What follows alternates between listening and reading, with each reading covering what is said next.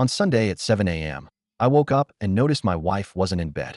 The bathroom light was flickering, and on the mirror, in red lipstick. You deserve this. At work, everyone kept snickering. Dude, even your wife knew, my coworker whispered. 2 weeks later, I found out why my boss wouldn't look me in the eye, but I started laughing because I'm not here for karma or sympathy. I honestly don't know what I want. I guess I just need to tell someone. Maybe it'll help me understand it myself. Maybe someone's been through something similar. I don't know. This happened almost 3 months ago. My life hasn't been the same since. That Sunday started like any other. It was 7 a.m. I remember because the damn bedside clock clicked loud enough to wake me up. Callie usually grumbled at it every Sunday morning and rolled into my arms. But that day, I reached over, and the bed was cold. Like no one had even been there. I didn't panic. Not right away. I figured maybe she got up early for a walk. She sometimes did that when she couldn't sleep. Said it helped clear her head. I rubbed my eyes, swung my legs over the bed, and noticed the bathroom light was flickering. That's when I got a weird feeling in my gut. Not fear exactly, but unease. Like something small but very wrong was sitting in the room, waiting. I patted down the hallway barefoot, pushing the door open. And there it was, in red lipstick. Her shade, that deep cranberry she only wore on special occasions, scrawled across the mirror in big, smudged letters. You deserve this. My heart started racing, but my brain hadn't caught up yet. I just stood there, staring, trying to make sense of it. Her toothbrush was gone. So was her makeup bag. The little porcelain dish she used for her earrings, empty. Her phone charger was gone too. But the winter coat was still hanging on the rack. Callie, I called, my voice cracking a little. Nothing. Just the soft hum of the flickering light. I walked back into the bedroom. Her side of the closet had gaps in it. Like someone had taken half of everything. That's when it hit me. She was gone. I sat on the edge of the bed for I don't know how long. Could have been 10 minutes. Could have been an hour. I was trying to convince myself it was something else. A joke. A breakdown. Some weird dramatic gesture. But no. My wife of 8 years had left me. Left me in the middle of the night with no note. Just a sentence in lipstick and silence. And I had no idea why. Let me give you some context. I'm Malcolm. I'm 42. Born and raised in Cincinnati, Ohio. Been working in logistics for the past 15 years, currently at a medical supply company. Not exciting, but it pays well, has benefits, and I don't dread Mondays. Callie and I met at a bookstore event back in 2012. She was doing a reading of some poetry, and I was dragged there by a coworker who bailed last minute. She had this way of speaking, like every word meant something. I was hooked.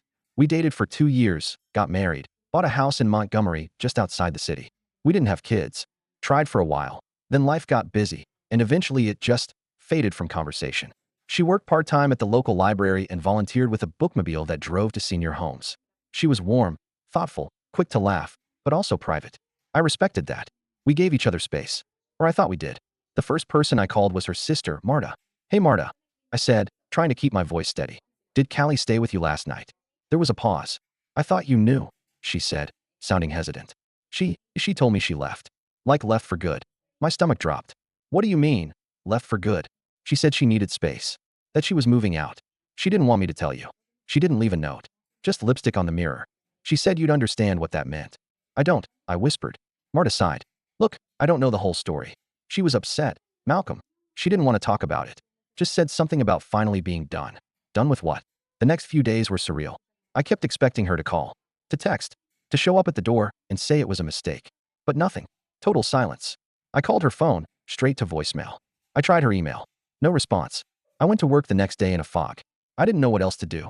I couldn't sit in that house surrounded by half-empty drawers and ghost memories. But even at work, something was off. People stared at me. Not pity exactly, more like amusement. Like I was the punchline to a joke I didn't get.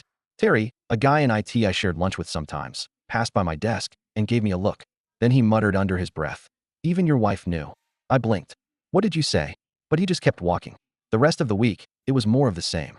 Whispers. Glances. My boss, Mr. Layton, who normally made dumb small talk about sports, barely looked at me. Just nodded and closed his door when I passed. Something was going on, and I wasn't in on it. About 2 weeks after she left, I got an anonymous email. No subject line. Just an attachment. A.mp4 file. I should have deleted it. I didn't. I opened it. It was surveillance footage. Grainy. Looked like it came from one of the back storage rooms at work, the one with the copier and boxes stacked to the ceiling. And there she was. Callie. Sitting on the copier. Laughing. And then Layton walked into the frame. My boss. He put his hand on her leg. She didn't move away. He leaned in, kissed her neck. She wrapped her arms around him. My stomach turned. The video kept going. 8 minutes of betrayal. Silent. Clinical. Raw. I closed the laptop and stared at the wall for a long time. Then I laughed. Not because it was funny, but because it was so goddamn pathetic. Because I'd been sleeping next to a stranger and didn't even know it. Because they didn't even try to hide it. Because apparently the whole office knew before I did. I didn't yell, didn't scream, didn't confront anyone. I just showed up to work the next day, requested a meeting with Leighton, and sat across from him in the conference room. He looked nervous. I slid the USB drive across the table. I know, I said. He stared at it. Didn't say a word. She's gone, I added. Don't worry. You can have her. Still, he said nothing. I'll be leaving too, I said. But not before I send this to your wife. And HR. And the ethics board. Now he looked up. I'll offer you a severance, he said quickly. We don't need to make this messy. I think it already is, I replied, standing up. I quit the next day, packed a bag, took a long drive to Maine, where my cousin runs a bait and tackle shop in a small coastal town near Camden. Been helping him out ever since. I'm not sure what this is yet, revenge, healing, or just escaping. But I do know this. That lipstick message on the mirror wasn't from a woman in pain. It was from someone who thought she was getting the last word. Turns out she didn't know me as well as she thought. The thing about small towns in Maine is that they don't ask too many questions. Especially when you show up, pay 3 months rent in cash, and don't cause trouble. My cousin Elroy, yeah, that's really his name, gave me the back room of his shop. Nothing fancy. A cot, a coffee maker, and a view of the docks. I helped him unload crates, manage bait deliveries, restock tackle gear. It wasn't glamorous, but after what happened, it was exactly what I needed. Quiet. Routine. No whispers. Elroy didn't push. He just said, stay as long as you want, and handed me a pair of gloves. The days started to blend together, in a good way. Wake up, fix coffee, haul buckets of bloodworms and mackerel.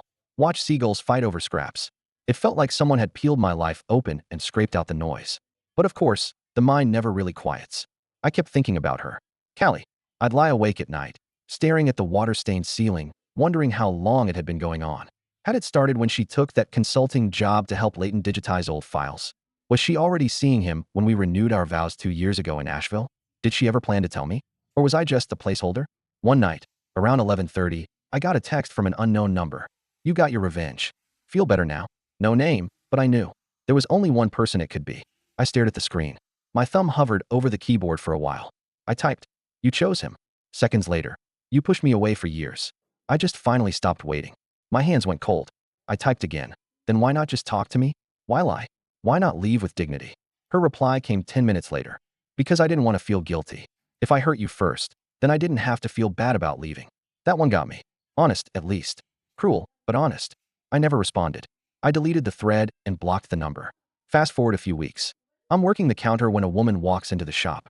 Tourist, probably mid-40s, short hair, denim jacket, smile that says she knows exactly what she wants. Hey, she says, you guys do boat rentals? I blink. Oh yeah? Rowboats, paddle boats. No motors. Perfect. I don't trust myself with anything that needs gas, she laughs. I help her fill out the form, give her directions to the dock. She tells me her name is May. That afternoon, she comes back soaking wet and laughing. Okay, turns out I also SCK at rowing. I offer her a towel. You sure you don't want to try paddle boats next time? She grins. You trying to get me back out on the water already? Elroy gives me a look from the back room, like he knows something I don't. May start stopping by more. Sometimes for bait, sometimes for a chat. Turns out she's divorced too. Husband ran off with his Pilates instructor. She moved to Maine after the papers were signed, said she needed to start over somewhere quiet. Sounded familiar. We didn't talk about our exes much. We talked about books, food, how terrible the cell signal is in this part of the world. She was easy to talk to. No judgment. No agendas. One night, I walked her to her car after she picked up a couple of poles for night fishing. Let me know how you do, I said, hands in my pockets. I'll probably just tangle the lines and curse a lot, she said, laughing. Then she looked at me, serious all of a sudden. But thanks for being kind. Not everyone is, these days. I wanted to tell her everything. About Callie. About Leighton. About the mirror and the lipstick and the humiliation. But I didn't. Instead, I just said, yeah, me too.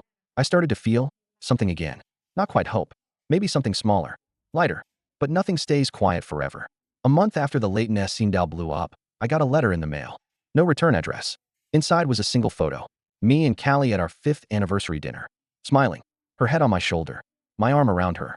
On the back, in handwriting I didn't recognize. Remember who you used to be. That's when the fear came back. Not because of the photo, but because someone had my new address.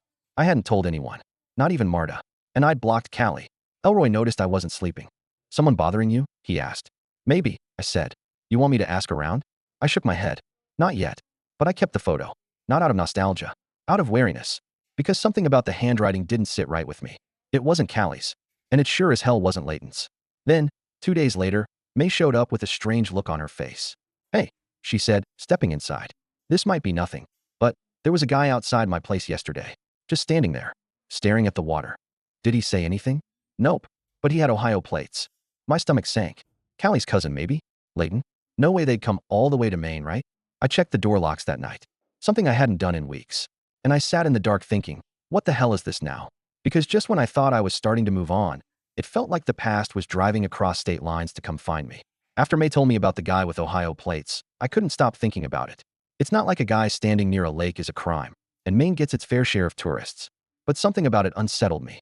Especially because May isn't the kind of person who spooks easily. She shrugged it off in front of me, but her eyes told a different story. The next morning, I got up before sunrise, slipped on my boots, and walked the road near her rental cabin, just to clear my head. About 50 yards past her place, I saw it, tire tracks. Deep, fresh. Someone had parked off the side of the road. I looked around and didn't see anything out of place, but my gut told me that wasn't just some lost hiker or fisherman. I didn't say anything to May. No point in worrying her more. But I did start carrying a little canister of pepper spray when I went out at night. Not exactly the big, brave outdoorsman I thought I was becoming, but it gave me some peace of mind. The next weird thing happened a few days later. I was restocking shelves in the shop when Elroy walked in from the front, holding a box like it was toxic. "You order something?" he asked. "Nope." "What?" He dropped the box on the counter. No label. No postage. Just my name scrawled across the top in red Sharpie. I opened it. Inside was a single item, my old wedding ring. I hadn't seen it since the day Callie left. It had been sitting in a dish by the sink. I assumed she took it, maybe out of spite. But here it was, clean, polished, placed carefully inside a small velvet pouch I didn't recognize. Underneath it, a folded note. 3 words, "Come back now." No signature. No address. Just that. Elroy looked at me. "Friend of yours?" "No," I said. "Not anymore." I didn't sleep that night. The thing is, I never told anyone I left my ring behind. Not Marta, not even May. So someone had either been in my house before I left Ohio, or they'd gone there after I moved out. That scared me more than anything. I tried to track the package. No luck. No barcode. No postal marks. Just a plain brown box that someone had either dropped off at the shop or slipped into the mailbox. I started to wonder if I should go back. Not because I wanted to, but because maybe it was the only way to make it stop. I hadn't spoken to Marta since that first phone call. But that night, I texted her, "Did someone break into the house?" She responded right away. "What? No. What?" Something from there showed up. Stuff I didn't take. I haven't been there. Callie hasn't either. It's been empty. Are you sure? Mal, do you think she's following you? That stopped me cold. Because I hadn't even considered that. I thought maybe Layton was trying to intimidate me. Maybe someone from work was trying to mess with me for sending that footage around. But what if it was Callie? What if she wanted me to know she knew where I was? What if she wanted me to be afraid? A week passed. No new packages. No sightings. May came by with hot cider one night, and we sat on the back porch watching the fog roll over the trees. "You're quiet tonight," she said. I shrugged. "Got a lot on my mind." "You always do," she said softly. "But this feels different." I hesitated. "Do you believe people can lose their grip without anyone noticing? Like, they smile, go to work, laugh at jokes, but inside they're just building towards something unhinged." She looked at me for a long moment. "Yeah, I've lived that." I turned to her. "What happened?" "My ex. Andrew. He was one of those. Kept it together in public, but at home? Rage, paranoia. Started recording conversations. Checking the mileage on my car. Reading my texts when I slept. Jesus. I left when I realized I wasn't scared of him. I was scared of what I might do to him if I stayed. That hit me hard. Because I wasn't scared of Callie in the way I should have been. I was scared of what she was turning me into. Someone jumpy. Suspicious. Angry. Someone not at peace. The next day, I decided to go into town, get some fresh air, maybe pick up a new jacket. Elroy's hand-me-downs smelled like fish and diesel fuel. I parked outside a small clothing shop near the waterfront, and as I got out of the truck, something caught my eye. A silver Toyota Camry. Ohio plates. Parked across the street. I froze. I knew that car. It was Callie's. I ducked back into my truck and watched. No one was inside. Windows rolled up, windshield wipers still. But it hadn't been there the day before. I was sure of it. She was here. Somewhere close. I sat there for 20 minutes, waiting. Watching. No sign of her. No movement in the car. I finally got out, walked over, peered inside. Empty. But in the passenger seat was a single item, a library card. Cincinnati Public Library. Her name printed on the front. I didn't go into the shop after that. I drove back to the bait store, locked the doors, and told Elroy what was going on. He didn't hesitate. "We're calling the sheriff." I shook my head. She hasn't done anything illegal. Yet, he said, you don't wait until someone does something bad to report the stalking. But still, I didn't file a report. Not yet. Because a part of me still needed to know why she was here. Was it guilt? Was it revenge? Or was there something else she hadn't told me? And if she was here, lurking, what did she want me to see? What did she want from me now? The night after I saw Callie's car, I barely slept. I lay awake on the cot, staring at the water-stained ceiling, waiting for some kind of sound. A knock. Footsteps. Anything. But nothing came. And yet, I felt watched. The next morning, I didn't tell Elroy. He'd already made it clear where he stood. She's not right in the head, Mal. And you're not responsible for fixing it. He was right. But that guilt, that stupid thread that still bound me to her, it hadn't snapped all the way yet. Instead, I went into town. I didn't want to, but I had to see if the car was still there. It wasn't. The spot it had been parked in was empty. A wind-blown receipt danced across the pavement where the tires had sat. If I hadn't taken a picture of it on my phone the day before, I might have thought I imagined it. But I hadn't. Later that afternoon, I was working the register when May came in. She didn't smile. She walked straight up to the counter and set something down, flat, wrapped in wax paper. What's that? I asked. She stared at me. It was in my mailbox this morning. I unwrapped it. A photo. The same one from the envelope a few weeks ago. Me and Callie, smiling at dinner.